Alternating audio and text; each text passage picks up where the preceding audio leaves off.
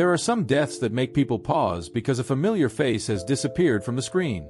And then there are deaths that remind us that behind every familiar face is a life that was never fully visible to the public. Michael Wright's death is one of those losses. For decades, audiences knew him as a performer who could walk into a scene and change its temperature.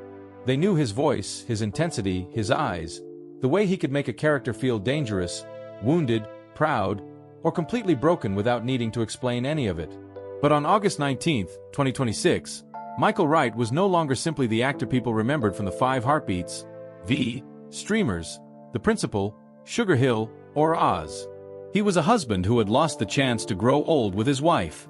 He was a father, a grandfather, a friend, and a man whose private life mattered to people who never saw him perform. And when his wife, Susan Wright, eventually spoke publicly about his death, she made a distinction that would change the way many people looked back at the man behind those famous performances. To understand why those words carried so much weight, you have to go back to where his story began. Michael Wright was born in New York City. He grew up in a city that produced generations of performers, surrounded by the energy and contradictions of New York. Long before audiences would know his name, Wright was developing the instincts that would eventually define his acting career. His professional screen career began in 1979 with The Wanderers, a coming-of-age film set in the Bronx. It was an early opportunity, but Wright was not content simply to appear on screen. He had a presence that demanded attention. A few years later, that presence became impossible to ignore. In 1983, Wright appeared in Robert Altman's Streamers, a film adapted from David Rabe's play about young soldiers confronting fear, identity, sexuality, and violence inside a military barracks. Wright's performance was powerful enough to earn him and the film's ensemble the Best Actor award at the Venice Film Festival. That was a significant moment. But Wright's career was never built around one kind of character. He could move between drama, science fiction, crime, action, and television without losing the force that made him recognizable. He became known to television audiences through V, where he played Elias Taylor, and continued working steadily through the 1980s and 1990s. His film credits expanded with projects including The Principal, Sugar Hill, Money Talks, Point Blank, and later The Interpreter. Then came the role that would permanently connect his name to a generation of viewers. In 1991, Robert Townsend's The 5 Heartbeats arrived as a musical drama about a fictional singing group trying to survive fame, ambition, addiction, betrayal, and the changing music industry. Wright played Eddie King Jr. Eddie was talented, charismatic, troubled. He was also deeply human. The performance demanded more than singing or dramatic dialogue. Eddie had to feel like someone whose gifts and weaknesses were constantly fighting each other. Wright gave the character that conflict. His performance became the emotional center of the film for many viewers, and decades later, Eddie King Jr. remained the role most closely associated with him. But Wright refused to become trapped by one performance. He continued working in films such as Sugar Hill and Money Talks, while television became another important part of his career. He appeared in programs including Miami Vice, New York Undercover, Nash Bridges, and HBO's prison drama Oz.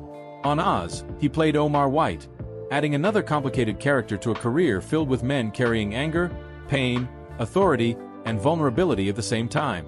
His later work included an appearance on Black Lightning, and his final film credit was Dope King, released in 2025.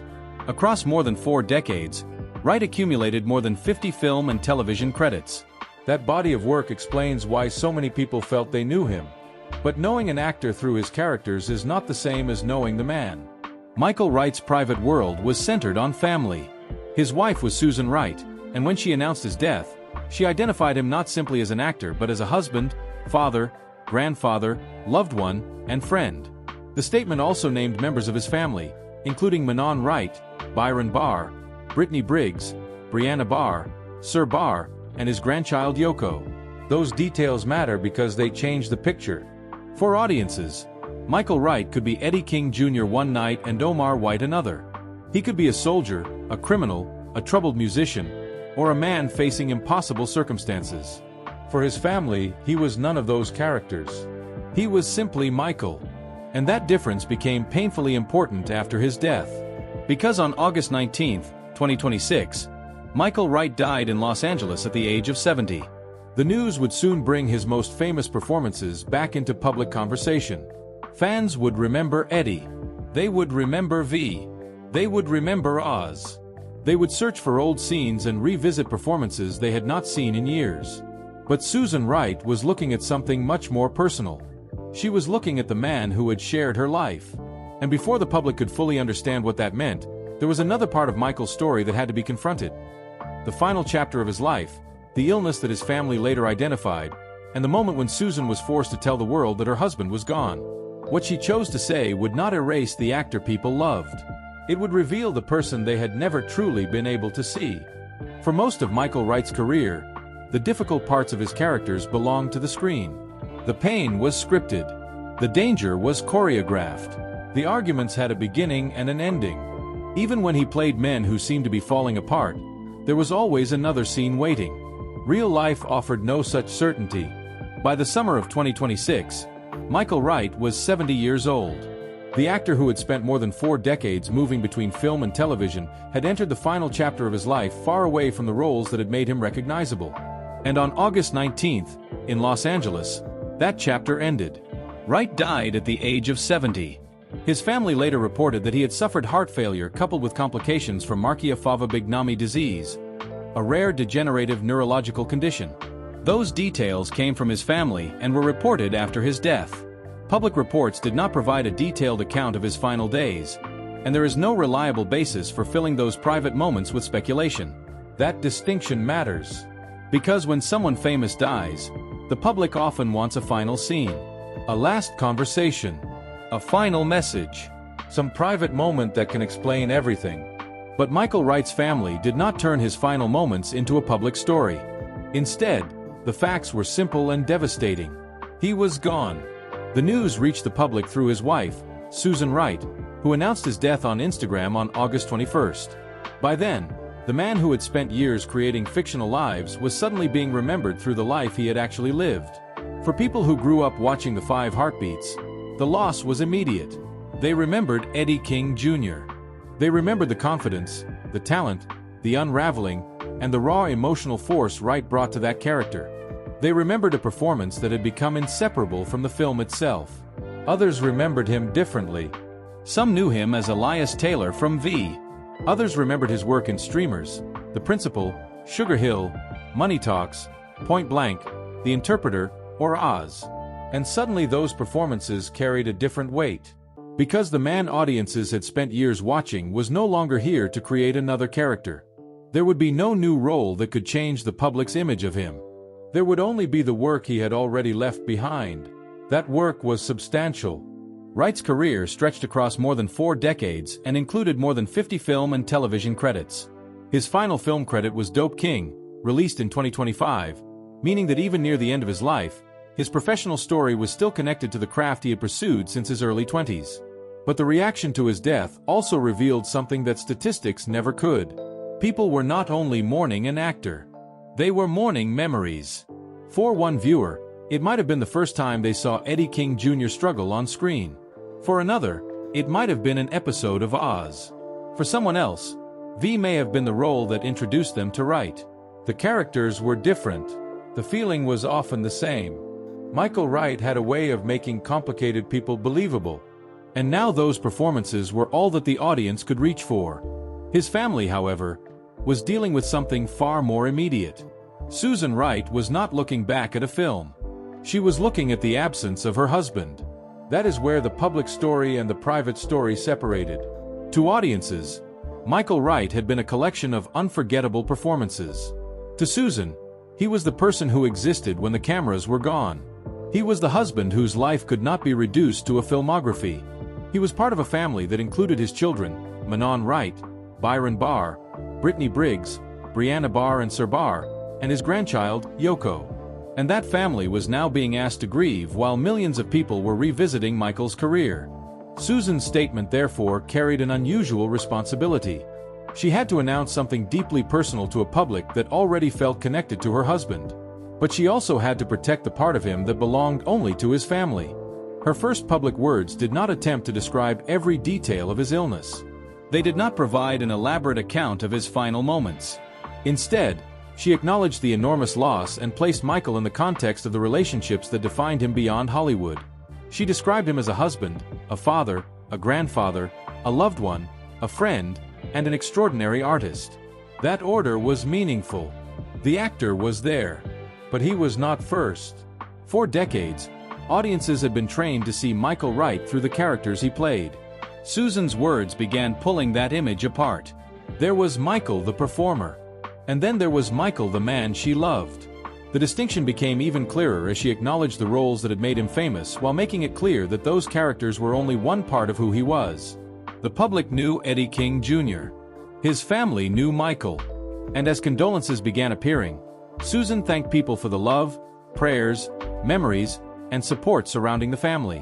She also asked for privacy and grace as they mourned, while indicating that more about his life and plans to honor him would be shared when the family was ready. There was no attempt to manufacture a mystery around his death. There was grief. There was restraint. And there was a woman trying to speak about the man she had lost while an entire audience was simultaneously mourning the actor they had known. That difference is what makes Susan's response so important. Because Michael Wright had spent his career inhabiting other people's stories. In the days after his death, Susan was finally telling the public something about his own. But she had not yet said everything. The most personal meaning of her words was still ahead. The world had lost an actor. Susan had lost her husband. And when she finally put that loss into words, she revealed what Michael Wright truly meant to the people closest to him. There is a point after a death when the public conversation becomes quiet enough for the person left behind to speak. For Michael Wright, that person was Susan. She was the one who announced that he was gone. She was also the person who understood the difference between the actor millions of people remembered and the husband who had been part of her everyday life. Her statement began with a sentence that did not sound like a press release. It sounded like grief. It is with profound sadness and an unimaginable heaviness in my heart that she shared the passing of her beloved husband, Michael Wright. Those words immediately changed the frame. This was not primarily about a film career. It was about losing a person. Susan went on to describe Michael through the relationships that existed beyond Hollywood. He was a husband, a father, a grandfather, a loved one, a friend, and, in her words, an extraordinary artist whose work touched generations. That description is important because it holds two versions of Michael Wright together. There was the Michael Wright the audience knew, the man who appeared in The Wanderers, the actor who earned acclaim for streamers, the performer audiences discovered through V, the man who became Eddie King Jr. in The Five Heartbeats, the actor who later appeared in The Principal, Sugar Hill, Money Talks, The Interpreter, Oz, and many other productions. Susan acknowledged those roles herself. She specifically remembered The Five Heartbeats, The Wanderers, V, The Principal, Streamers, and the many other characters Michael brought to life throughout his career. But then her statement moved somewhere more intimate. She made clear that the man represented by those performances was not the whole man. To those of us who loved him personally, she wrote, he was so much more than the roles the world knew him for.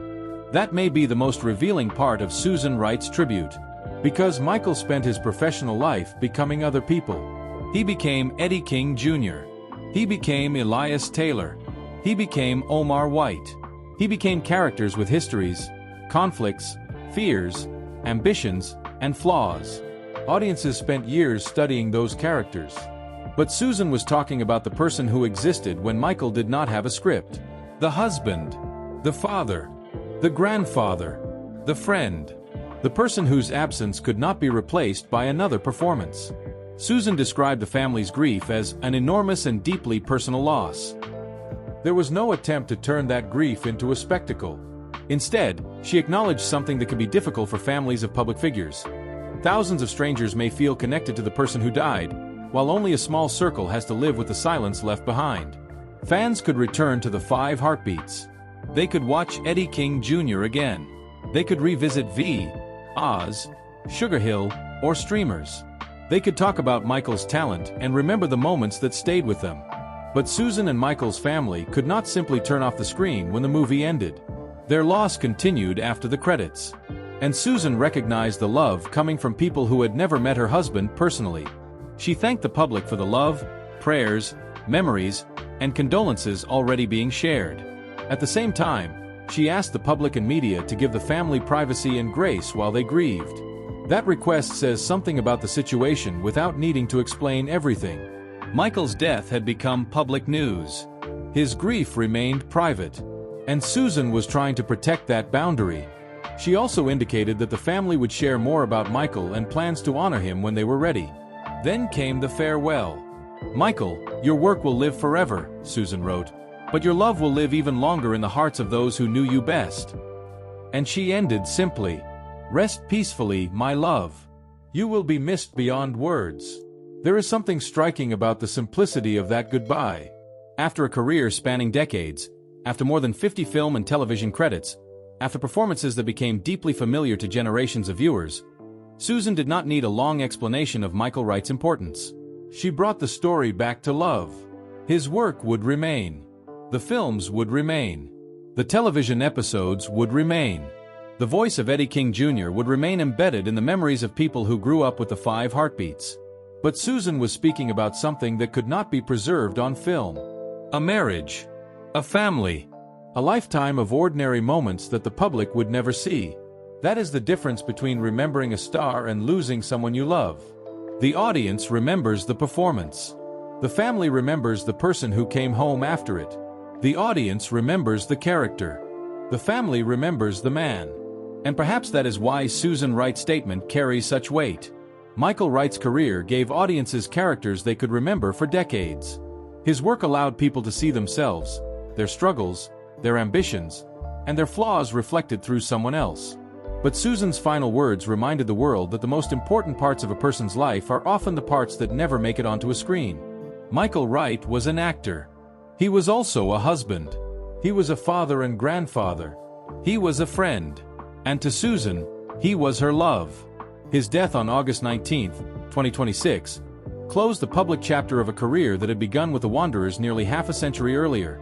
His family now carries the private chapter forward, with memories that cannot be measured by credits or box office numbers. For audiences, Michael Wright will remain frozen in moments of performance. Eddie King Jr. will still walk onto the screen. His voice will still fill the room. His characters will still argue, struggle, fight, fall, and rise whenever someone presses play. But Susan Wright gave the world one final perspective. The man we watched was only part of the story. The deeper story belonged to the people who loved him when there were no cameras watching. And in the end, that may be the hardest truth about losing someone famous. The world mourns what it knew. A family mourns everything it cannot show. Michael Wright leaves behind performances that will continue to be watched, discussed, and remembered.